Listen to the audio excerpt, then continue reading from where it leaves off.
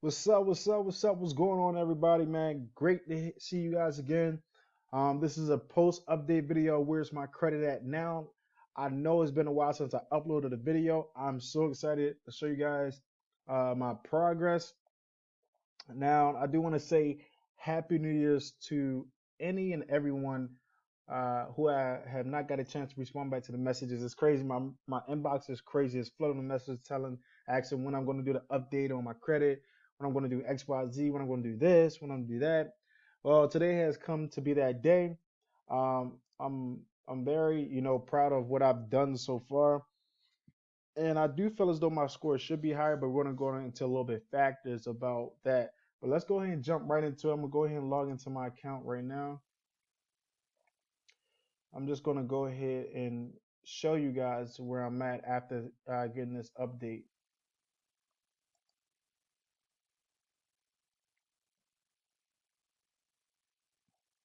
Give it a second to load up.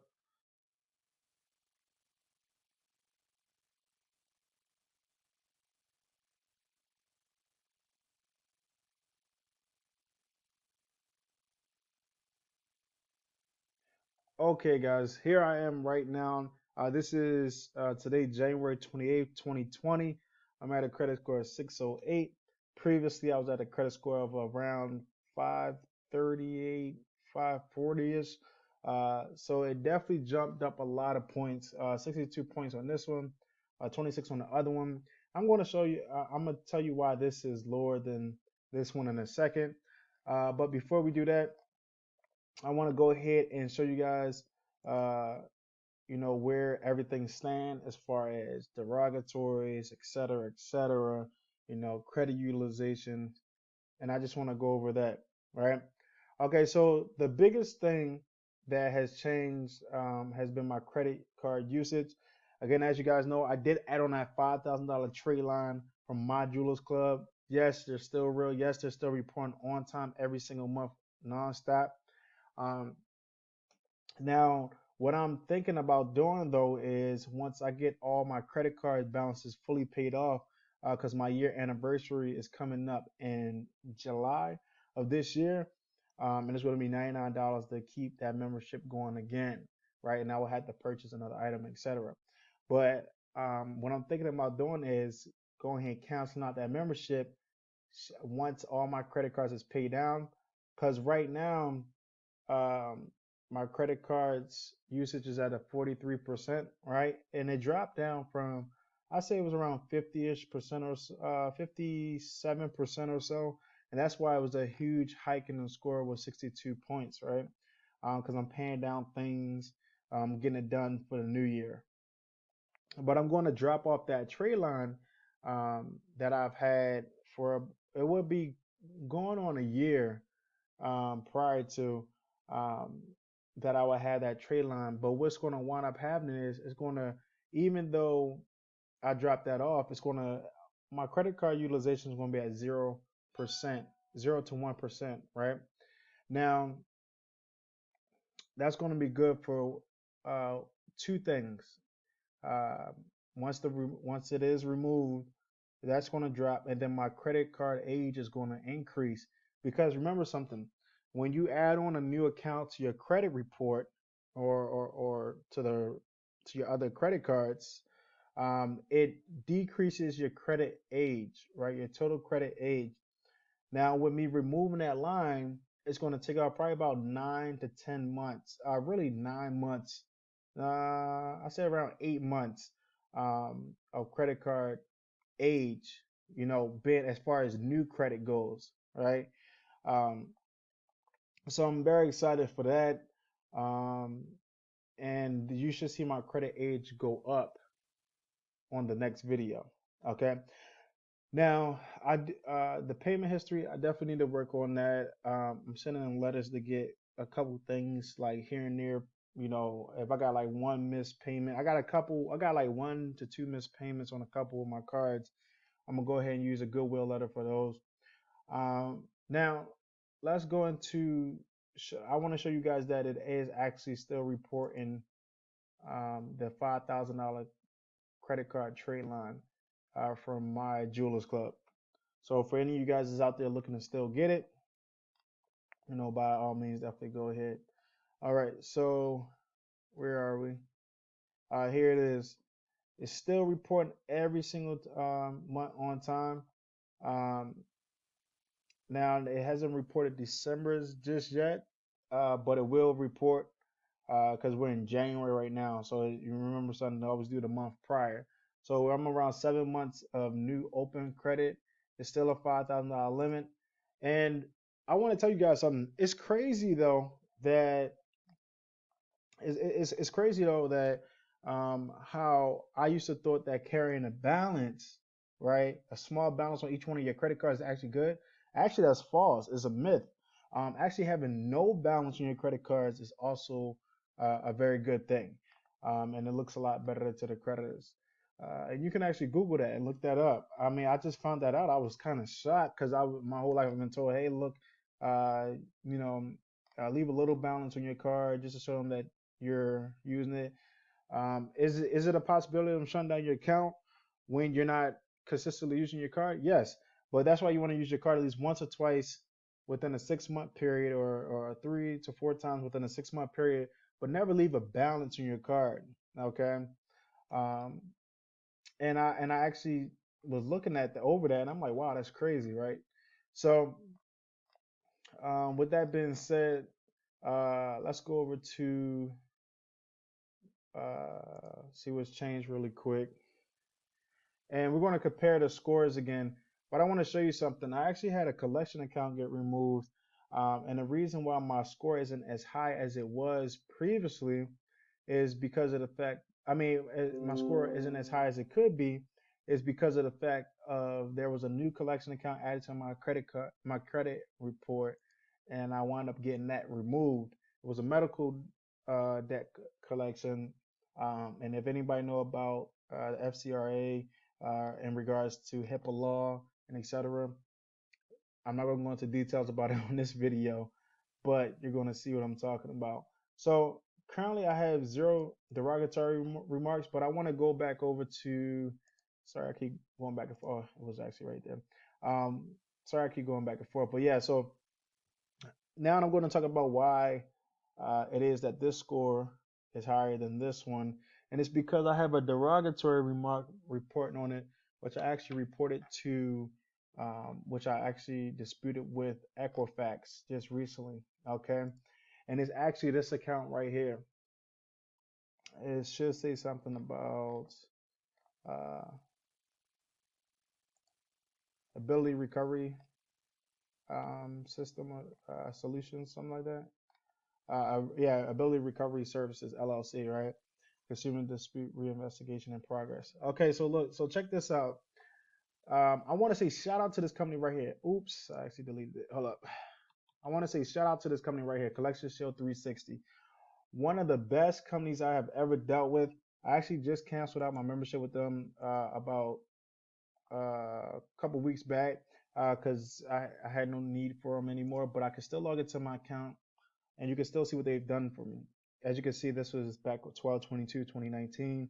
I was around 537 around that time frame. But let's go over to the collections really quick, okay? And Ability Recovery Services got deleted off my credit report. They sent out the letters, they got it done, they did what they said it was going to do, and they wound up Ability Recovery, Collection Shield 360 wound up deleting it off of my credit report, and they removed it from TransUnion and Experian. Equifax. Um, Now let me tell you a little bit about how this company works, right? So Collection Shield 360, they actually go straight to the debt collection company itself. They challenge the items and they tell you, they ask for proof of verification, et cetera, et cetera. Now, what this company is supposed to do is update all three of the credit bureaus. Now, they've updated TransUnion and Experian. They removed their collection account from our credit report, but for some reason, they didn't remove from Equifax. So what I did was I went ahead and challenged it. As you can see, the same exact company, same exact everything, 1,358, 1,358, right? So what I did was I went ahead and challenged it. Now, what's going to wind up happening is, so if they come back and try to say that this debt is valid, this is a lawsuit in the making. Because I want to tell you what actually happened, right? So they realized that they wasn't able to collect on me, collect on this account from me. So what they did was they went and sold the debt off to another party, another company, right? And I actually got the paper right here, and they tried to come after me for it. So what wound up happening was I sent them in a debt validation letter, and I have tons of different letters if you guys need it. I provided for as low as $5 for all the letters that you'll ever need. Um, but to be honest, if it's the reason why I send out the letter, because I would have just used Collection Shield 360. The reason why I send out the letter because they said I had 30 days to report to respond back to the letter, or else I'm saying that it's validated as mine, right? But the reason why I used the letter is because it wasn't yet on my credit report, right? It wasn't reporting on my credit report, but I knew that they would. And I just didn't want to have to go through the whole process of doing it all over again. So I said, hey, look, I'm going to send out this debt collection letter, and I want you to verify XYZ. And it's a very, very detailed letter, right? And it states in there that you had 30, and it states in there that they had 30 days to respond back to me as to, you know, all the things and items that I asked them to verify, right? And if they don't do that, then I'm considering the debt invalid, right? And that was the 30 days actually made December 24th. I mean January 24th. So they're way past the grace period time. Now I'm gonna give it about another 2 3 days, but most likely I'm not going to get any response from them. And you want to make sure you always send it out certified so you have proof that you actually sent out that letter to them. So they can't later on say XYZ, no, they didn't receive it. And you actually have validated proof. And then you guys know that this actually stays in the USPS system for up to 2 years. So if they want to play any funny business, you can always go back to that, but you have to have that tracking number. Okay. So I sent out the letter. I haven't got any response whatsoever from them, and I'm pretty sure I'm not going to get a response. So they're probably like, hey, I'm just going to go ahead and give up, right? But again, if ability recovery services come back and say that the debt is valid, I can now go and sue them with proof from the new debt collection company that they sold off the debt to them, right? And they're trying to say that the, them reporting to the credit bureau is valid, right? So the good thing about this is I'm in a very good position. I keep track of my records, and that's one thing that you want to do when going about your credit, right? When you're disputing things off of your credit and etc. You want to go and make sure that you're keeping track of this, because if you're not, then it's going to be very hard to prove when it comes down to it.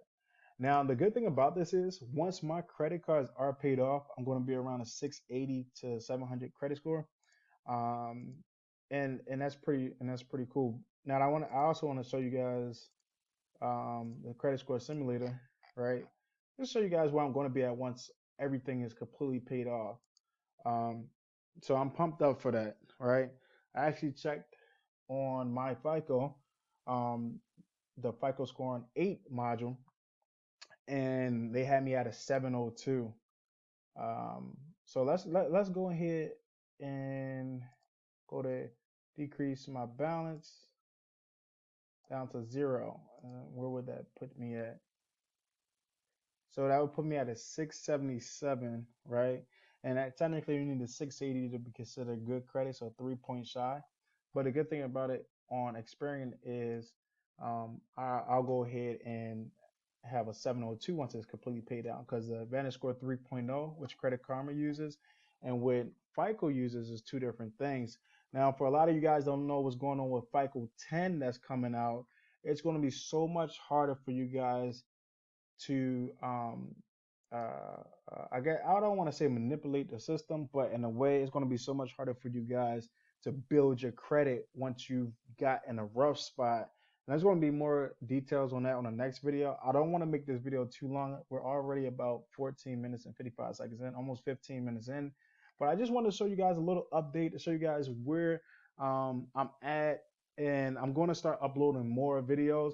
Again, I ran into that issue with this debt collection ending up on my credit report. But as you guys can see, since my very first video that I started doing this, every single debt collection I had on my credit report, I wound up getting removed. And I can definitely help you guys out. For all you guys that's getting those debt collection letters and it's not reporting on your credit report just yet, I can go ahead and send you those letters over to you for $5. Again, I'm not really looking for profit or I'm not looking to make money from this at all. I just love helping people. And if you really need that, I'll go ahead and help you and assist you with that. Remember, always like, comment, and subscribe. Share this video with anybody else that is interested in my update or anybody that's interested in how my Jules Club works, how it's going to help benefit your credit. And stay tuned for part 2 of the video of talking about the new FICO Score 10 module. And also stay tuned for my updates. Okay. With that being said, it's your boy Mr. Credit and Cash signing out. Sayonara.